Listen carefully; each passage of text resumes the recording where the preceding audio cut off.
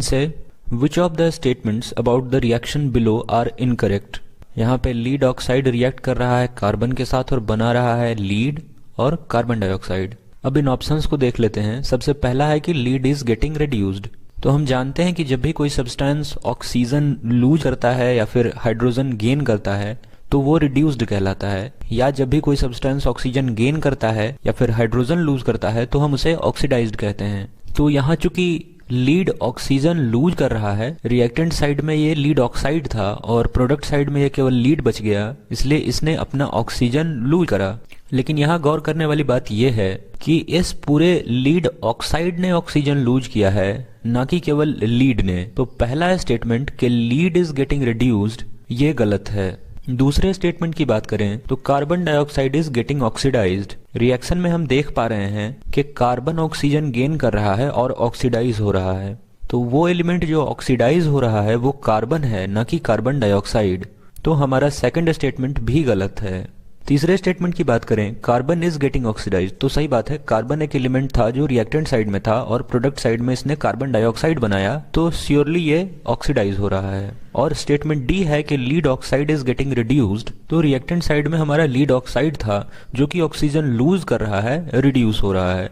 तो हमारा statement C और डी गलत है और स्टेटमेंट ए और बी सही है। तो यहाँ ऑप्शन में फर्स्ट ऑप्शन के ए और बी इनकरेक्ट है, हमसे इनकरेक्ट पूछा गया है, तो आंसर है हमारा first one. Question number 2, the above reaction is an example of. तो ये रिएक्शन है जिसमें एल्यूमिनियम रिएक्ट कर रहा है Fe2O3 के साथ और बना रहा है Al2O3 प्लस 2Fe। यहाँ पे हम देख पा रहे हैं कि Fe2O3 ने एल्यूमिनियम के आने से अपना एक ऑक्सीजन लूज करा और प्रोडक्ट साइड में केवल Fe बचा हुआ है। इससे हम कह सकते हैं कि ये एक डिस्प्लेसमेंट रिएक्शन है, क्योंकि एल्यूमिनियम ने Fe2O3 से ऑक्सीजन बाहर निकाला और बनाया Al2O3। सो फॉर श्योर ये एक डिस्प्लेसमेंट रिएक्शन है, सो डी आंसर है इसका। Question number 3, What happens when dilute hydrochloric acid is added to iron fillings? Tick the correct answer. So जब dilute hydrochloric acid आप ऐड करते हो आयरन फिलिंग्स में तो बनाता है आयरन क्लोराइड, क्योंकि HCl जब रिएक्ट करेगा Fe के साथ तो बनाएगा FeCl2 और H2। तो हमारा पहला ऑप्शन आयरन क्लोराइड और हाइड्रोजन गैस। और यहाँ पे ये रिएक्शन है Fe plus HCl, Fe plus 2HCl gives FeCl2 plus H2, ये reaction. Question number 4, What is balanced chemical equation? Why should chemical equations be balanced? तो सबसे पहले बैलेंस्ड केमिकल इक्वेशन क्या होते हैं? साधारण भाषा में कहूँ तो रिएक्टेंट साइड में और प्रोडक्ट साइड में हम नंबर ऑफ एटम्स को बराबर करने के लिए रिएक्शंस को बैलेंस करते हैं। तो a reaction which has equal number of atoms of all the elements on both side of the chemical equation is called a balanced chemical equation. जिसमें दोनों तरफ बराबर नंबर ऑफ एटम हो सारे एलिमेंट के, उन्हें हम एक बैलेंस्ड केमिकल इक्वेशन कहेंगे। अब सवाल है कि इसे हमें इक्वेशन को बैलेंस करने की क्या जरूरत है, हम इक्वेशन को क्यों बैलेंस करते हैं? So the answer is the law of conservation of mass states that mass can neither be created not destroyed. Law of conservation of mass में बताया गया है कि मास ना तो क्रिएट किया जा सकता है और ना ही डिस्ट्रॉय किया जा सकता है। Hence in a chemical reaction, the total mass of reactant should be equal to total mass of product.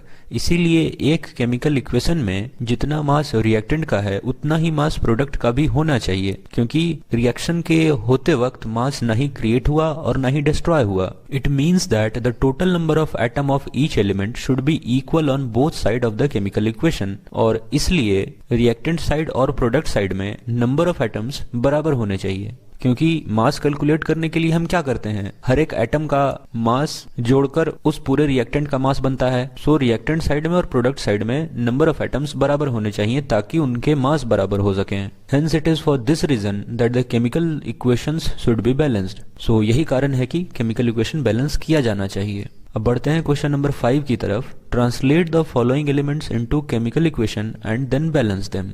हमें यहाँ पे वर्ड इक्वेशन दे रखा है, इसे हमने केमिकल इक्वेशन में इस तरह से कन्वर्ट करना है। सबसे पहले इक्वेशन की बात करें तो hydrogen gas combines with nitrogen to form ammonia. अब हम जानते हैं कि हाइड्रोजन एलिमेंट का फॉर्मूला H है, लेकिन हाइड्रोजन गैस का फॉर्मूला H2 है और ये नाइट्रोजन से कंबाइन करता है जो कि एक गैस है और बनाता है NH3 जो कि अमोनिया का फॉर्मूला है। और इसे बैलेंस करना तो आप जानते हैं, आप इसे बैलेंस कर सकते हैं।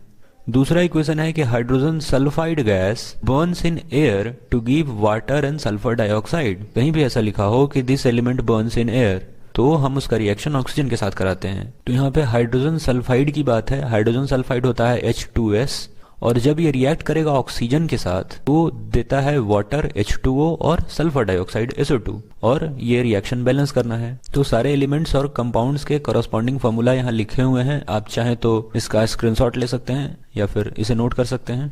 हम अगले क्वेश्चन की तरफ बढ़ते हैं। Question number 6, balance the following chemical equation. Again ये एक बैलेंसिंग का क्वेश्चन है, आप इसे कर सकते हैं, इसलिए मैं इसे डिस्कस नहीं करूंगा यहाँ। Question number 7, right the balanced chemical equation for the following reaction. Again आपको यहाँ पे वर्ड इक्वेशन दे रखा है, calcium hydroxide CaOH2 plus carbon dioxide CO2 gives calcium carbonate CaCO3 and water. तो बेसिकली इसमें आपको हर एंटिटी का फॉर्मूला पता होना चाहिए, तभी आप ये वर्ड इक्वेशन लिख पाओगे, और बैलेंस तो आप कर ही सकते हो। So again skipping the question, question number 8, right the balanced chemical equation for the following and identify the type of reaction in each case. इसमें हमें रिएक्शन को बैलेंस करने के साथ साथ रिएक्शन का टाइप भी बताना है। तो पहले रिएक्शन की बात करते हैं। Potassium bromide plus barium iodide give potassium iodide plus barium bromide. Reactant side में पोटेशियम के साथ जो ब्रोमीन था वो प्रोडक्ट साइड में बेरियम के साथ आ चुका है और बनाता है बेरियम ब्रोमाइड, और बेरियम के साथ जो आयोडीन था वो प्रोडक्ट साइड में पोटेशियम के साथ आके पोटेशियम आयोडाइड बनाता है। इसका मतलब पोटेशियम ब्रोमाइड से ब्रोमीन जा चुका है और बेरियम आयोडाइड से आयोडीन जा चुका है, और ये कॉरस्पॉन्डिंग इंटरचेंज हो चुके हैं। और ऐसा कब होता है? ऐसा होता है डबल डिस्प्लेसमेंट रिएक्शन में, क्योंकि यहाँ दो डिस्प्लेसमेंट हुए हैं, इसलिए जो पहला इक्वेशन बनेगा आपका वो होगा डबल डिस्प्लेसमेंट रिएक्शन का। दूसरे रिएक्शन की बात करें तो जिंक कार्बोनेट टूट रहा है जिंक ऑक्साइड में और कार्बन डाइऑक्साइड में। इधर एक एंटिटी है और इधर दो एंटिटी है, तो सीधी बात है ये डिकम्पोजिशन रिएक्शन है। तो यहाँ पे ये डिकम्पोजिशन रिएक्शन है। थर्ड इक्वेशन की बात करें तो हाइड्रोजन और क्लोरीन जुड़ के बना रहा है हाइड्रोजन क्लोराइड। तो ऐसा कब होता है? ऐसा होता है कॉम्बिनेशन रिएक्शन में, कि दो चीजें कंबाइन करती हैं। और फोर्थ रिएक्शन है हमारा मैग्नीशियम प्लस हाइड्रोक्लोरिक एसिड दे रहा है मैग्नीशियम क्लोराइड प्लस हाइड्रोजन। सो यहाँ चूंकि एक डिस्प्लेसमेंट हुआ है इसलिए सिंगल डिस्प्लेसमेंट रिएक्शन है, केवल डिस्प्लेसमेंट रिएक्शन। आगे देखते हैं question number 9, what does one mean by exothermic and endothermic reactions, give examples. साधारण भाषा में बात करें तो एक्सोथर्मिक रिएक्शन जिसमें एनर्जी रिलीज हो, और एंडोथर्मिक रिएक्शन जिसको प्रोसीड होने के लिए एनर्जी चाहिए। Chemical reactions that release energy in the form of heat, light और sound are called exothermic reactions। वैसे reactions जो एनर्जी रिलीज करते हो उन्हें हम exothermic reactions कहते हैं। एग्जाम्पल के लिए आप NaCl का एग्जाम्पल देख सकते हो कि सोडियम और क्लोरीन का मिक्सचर सोडियम क्लोराइड बनाता है और एनर्जी रिलीज करता है। सो ये एक एक्सोथर्मिक रिएक्शन है, और रिएक्शन यहाँ पे आप देख सकते हो। और कॉम्बिनेशन रिएक्शन आमतौर पर एक्सोथर्मिक होते हैं। Reactions that absorb energy or require energy in order to proceed are called endothermic reaction। वैसे reactions जिनको एनर्जी चाहिए उन्हें हम एंडोथर्मिक रिएक्शंस कहते हैं। एग्जाम्पल के लिए यहाँ पे फोटोसिंथेसिस का एग्जाम्पल दे रखा है, जिसमें प्लांट यूज करता है सन की एनर्जी वाटर और कार्बन डाइऑक्साइड लेके ग्लूकोज बनाने के लिए। सो ये रिएक्शन है carbon dioxide plus water in the presence of sunlight gives glucose and oxygen. अगले क्वेश्चन की तरफ बढ़ते हैं। Question number 10, why is respiration considered an exothermic reaction, explain. So answer is energy is required to support life. हमें जिंदा रहने के लिए एनर्जी चाहिए। Energy in our body is obtained from food that we eat, और वो energy हमें अपने खाने से मिलती है, जो खाने हम खाते हैं उससे हमें वो एनर्जी मिलती है। During digestion large molecules of food are broken down into simpler substances such as glucose. जब हमारा खाया हुआ फूड डाइजेस्ट हो रहा होता है तो उस समय जो बड़े फूड पार्टिकल्स हैं, बड़े फूड मॉलिक्यूल्स हैं, उसको सिंपलर सब्सटेंसेस में तोड़ा जाता है। Glucose combines with oxygen in the cells and provide energy. और सेल में जब ग्लूकोज ऑक्सीजन के साथ कंबाइन करता है तो वो एनर्जी देता है हमें। The special name of this combustion reaction is respiration. और चूंकि ये कंबशन रिएक्शन हमारे बॉडी के अंदर होता है इसलिए हम इसे रेस्पिरेशन कहते हैं। Since energy is released in whole process it is an exothermic process. और इस पूरी प्रक्रिया में एनर्जी बाहर निकलती है, इसीलिए हम इसे एक्सोथर्मिक प्रोसेस कहते हैं। और ये रेस्पिरेशन का रिएक्शन है जिसमें ग्लूकोज कंबाइन करता है ऑक्सीजन के साथ और बनाता है कार्बन डाइऑक्साइड, वाटर और एनर्जी। ये वो कार्बन डाइऑक्साइड है जो हम एक्सेल करते हैं, दूसरा ये बनाता है वाटर और एनर्जी। अगली वीडियो में हम क्वेश्चन नंबर 11 से लेकर क्वेश्चन करते हैं। क्वेश्चन नंबर 11 से Why are decomposition reactions called the opposite of combination reactions?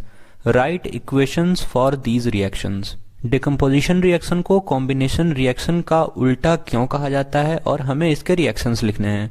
So the answer is decomposition reactions are those in which a compound breaks down to form two or more substances.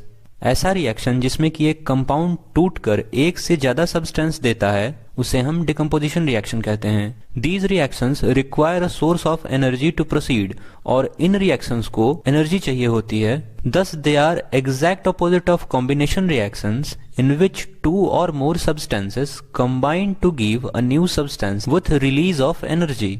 और combination reaction में दो substances जुड़ते हैं और एक substance बनता है और कॉम्बिनेशन रिएक्शन में एनर्जी रिलीज होता है। तो डिकम्पोजिशन रिएक्शन में एक सब्सटेंस टूटता है एक से अधिक सब्सटेंसेस में और उसे एनर्जी चाहिए होती है। कॉम्बिनेशन रिएक्शंस में दो या दो से अधिक सब्सटेंसेस जुड़ते हैं और यहाँ एनर्जी रिलीज होता है। तो ये एग्जैक्टली ऑपोजिट हैं एक दूसरे के। फॉर एग्जाम्पल, अगर AB कोई सब्सटेंस है, उसे एनर्जी प्रोवाइड किया गया तो वो टूट गया A और B में, जैसे कि वाटर के इलेक्ट्रोलिसिस में होता है। जब वाटर में इलेक्ट्रिसिटी पास की जाती है तो ये टूटता है H2 और O2 में, दैट इज हाइड्रोजन गैस और ऑक्सीजन गैस में। और कॉम्बिनेशन रिएक्शन की बात करें तो यहाँ दो इंडिपेंडेंट सब्सटेंस है A और B जो कि जुड़ता है और बनाता है AB और रिलीज करता है एनर्जी। और ये जब हाइड्रोजन और ऑक्सीजन जुड़ते हैं तो बनाते हैं H2O और रिलीज करते हैं एनर्जी। अगले क्वेश्चन की तरफ बढ़ते हैं। Question number 12, write one equation each for decomposition reaction where energy is supplied in the form of heat, light and electricity. तो डिकम्पोजिशन रिएक्शन में जब एनर्जी हीट के फॉर्म में सप्लाई किया जाता है तो उसे थर्मल डिकम्पोजिशन बोलते हैं। और उसका एग्जाम्पल है हमारा फेरस सल्फेट का टूटना। जब FeSO4 को हम हीट करेंगे, ये जो ट्रायंगल का साइन है, अब जब FeSO4 को हम हीट करेंगे तो हमें देगा Fe2O3 that is ferric oxide, plus हमें मिलेगा सल्फर डाइऑक्साइड और सल्फर ट्राइऑक्साइड SO2 और SO3। तो ये थर्मल डिकम्पोजिशन का एग्जाम्पल है। अगेन, जब हम लाइट के द्वारा डिकम्पोजिशन करते हैं तो इसे फोटो डिकम्पोजिशन कहते हैं। इसका सबसे अच्छा एग्जाम्पल है सिल्वर क्लोराइड का, AgCl का। और जब सिल्वर क्लोराइड को हम लाइट में रखते हैं, सनलाइट में, तो ये हमें देता है सिल्वर और क्लोरीन, जहाँ पे सिल्वर सॉलिड है और क्लोरीन गैस। और डिकम्पोजिशन बाय इलेक्ट्रिसिटी हमने ऊपर भी देखा, जहाँ पे वाटर का इलेक्ट्रोलिसिस हो रहा था। और यहाँ एक और एग्जाम्पल है एल्यूमिनियम ऑक्साइड का। इससे आप अगर इलेक्ट्रिसिटी पास करोगे तो आपको मिलेगा एल्यूमिनियम और ऑक्सीजन गैस। यहाँ एल्यूमिनियम सॉलिड है। Question number 13, what is the difference between displacement and double displacement reactions? Right equations for these reactions. तो हमें डिस्प्लेसमेंट और डबल डिस्प्लेसमेंट के बीच में डिफरेंस बताना है और इनके रिएक्शंस लिखने हैं। सो answer is, in a displacement reaction, a more reactive element replaces a less reactive element from a compound or from its salt solution. तो जो ज्यादा रिएक्टिव एलिमेंट है वो लेस रिएक्टिव एलिमेंट को उसके कंपाउंड से रिमूव कर देता है। जैसे कि अगर कोई ज्यादा रिएक्टिव सब्सटेंस A है और BX कोई कंपाउंड है, तो जब आप BX में A डालोगे तो ये बना लेगा AX और B को बाहर निकाल देगा। Where A is more reactive than B, यहाँ पे A ज्यादा रिएक्टिव है, B कम रिएक्टिव है, इसलिए बाहर निकल गया। In a double displacement reaction, two atoms or a group of atoms switch places to form new compound. और डबल डिस्प्लेसमेंट रिएक्शन में ये आपस में इंटरचेंज हो जाते हैं। जैसे कि AB एक कंपाउंड है और इसमें आप CD ऐड करोगे तो ये बनाएगा AD प्लस CB। ये जो C के साथ D था अब A के साथ आ जाएगा और ये A के साथ जो B था वो अब C के साथ आ जाएगा।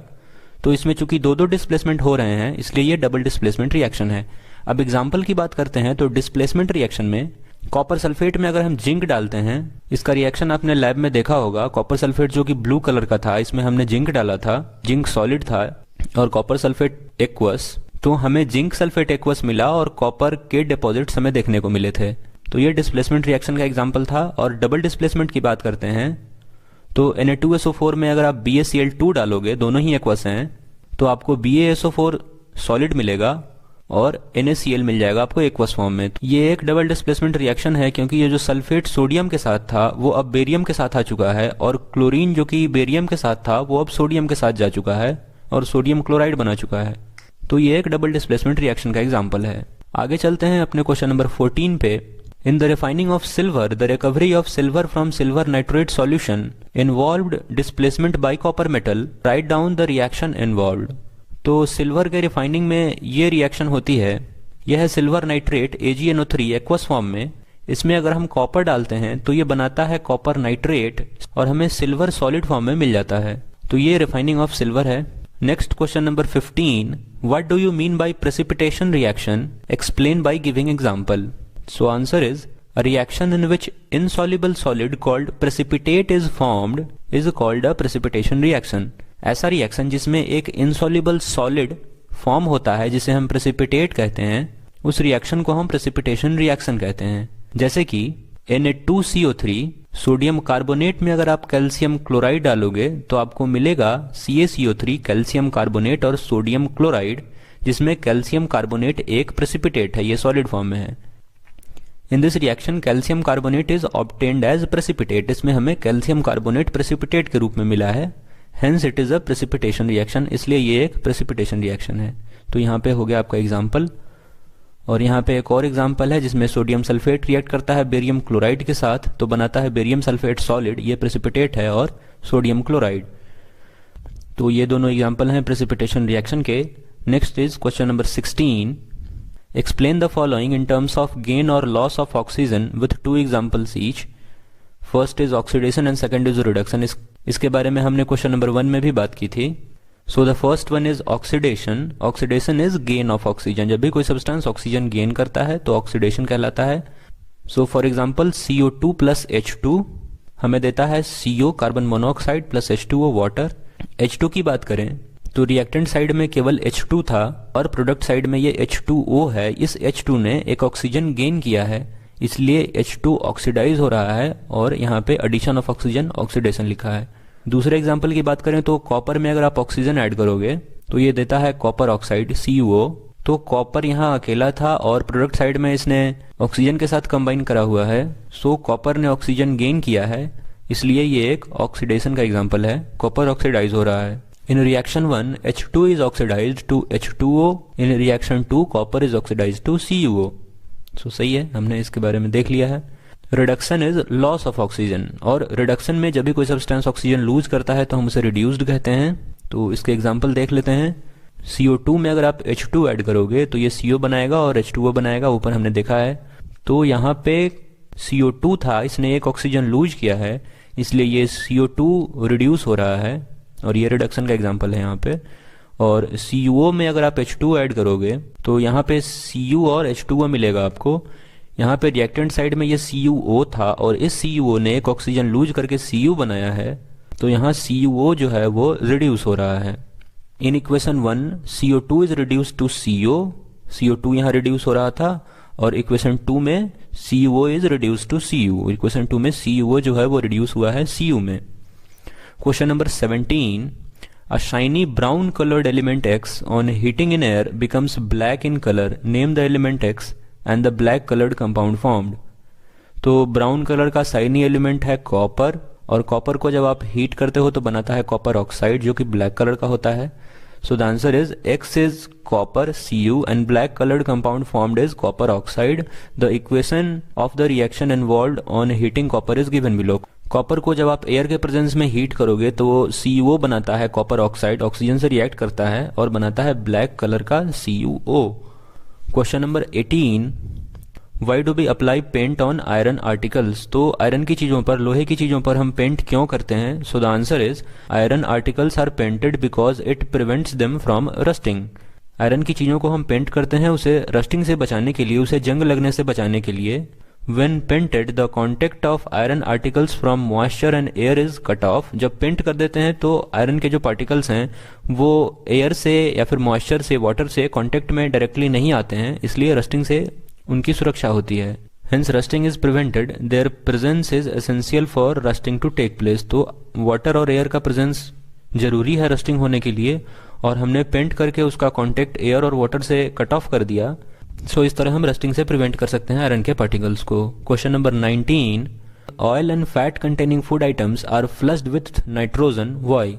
तो फूड पार्टिकल्स को हम नाइट्रोजन के साथ पैक करते हैं, क्यों पैक करते हैं अभी देखेंगे। Answer is nitrogen is an inert gas and does not react with these substances. Food particles के साथ नाइट्रोजन रिएक्ट नहीं करता क्योंकि वो एक इनर्ट गैस है। On the other hand oxygen reacts with food substances and make them rancid. लेकिन oxygen food substances के साथ रिएक्ट करता है और उन्हें बासी करता है, रैंसीड करता है, उसके टेस्ट और उसके स्मेल को खराब करता है। Thus bags used in packing food items are flushed with nitrogen gas to remove oxygen inside the pack। इसलिए जो फूड पार्टिकल्स पैक किए जाते हैं सो उनके पैकिंग में नाइट्रोजन का इस्तेमाल होता है, जिससे उस पैकेट के अंदर प्रेजेंट जो ऑक्सीजन है वो बाहर निकल सके और फूड के कांटेक्ट में ना आ सके और उसे खराब ना कर सके। When oxygen is not present inside the pack, rancidity of oil and fat containing food item is avoided। अब चूंकि ऑक्सीजन प्रेजेंट नहीं है फूड पैकेट्स में तो रेंसिडिटी का चांस घट जाता है और जो फूड है वो लंबे समय तक प्रिजर्व्ड रहता है। So the last question is question number 20. Explain the following terms with one example each. First is corrosion and second rancidity. So the answer, so the first one, corrosion. Corrosion is defined as process where materials, usually metals, deteriorate as a result of chemical reaction with air, moisture and chemicals, etc. Corrosion में जो metals हैं वो खराब होते हैं इधर moisture के साथ रिएक्ट करके, एयर के साथ रिएक्ट करके और दूसरे केमिकल्स के साथ रिएक्ट करके जब मेटल्स खराब होते हैं तो उसे हम कोरोजन कहते हैं। For example, iron in the presence of moisture react with oxygen to form hydrated iron oxide. Iron जो है वो मॉइस्चर और एयर के ऑक्सीजन के प्रेजेंस में बनाता है हाइड्रेटेड आयरन ऑक्साइड, जो कि कोरोजन का एग्जाम्पल है। और ये रिएक्शन है कि Fe plus 3O2 plus NH2O gives 2Fe2O3.NH2O। और यही जो हाइड्रेटेड आयरन ऑक्साइड है इसे ही हम रस्ट कहते हैं। Second one is rancidity. The process of oxidation of fats and oils that can be easily noticed by change in taste and smell is known as rancidity.